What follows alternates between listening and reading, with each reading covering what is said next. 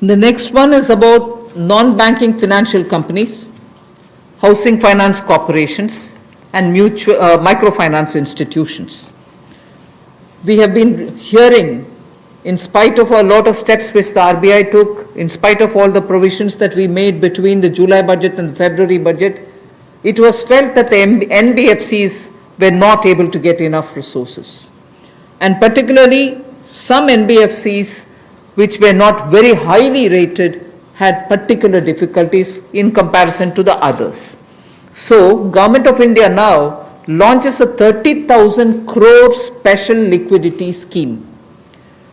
Under the scheme, investment will be made in both primary and secondary market transactions where investment grade debt papers, this is not infusing equity, this is taking and buying debt papers of NBFCs, housing finance corporations, and microfinance institutions.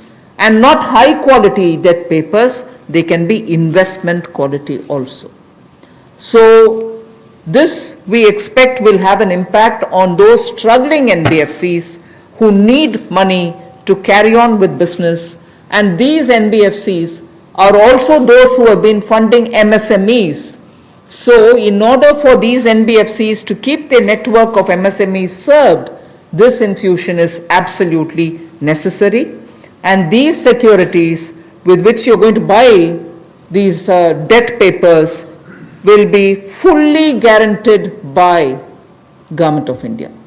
They will be fully guaranteed by Government of India.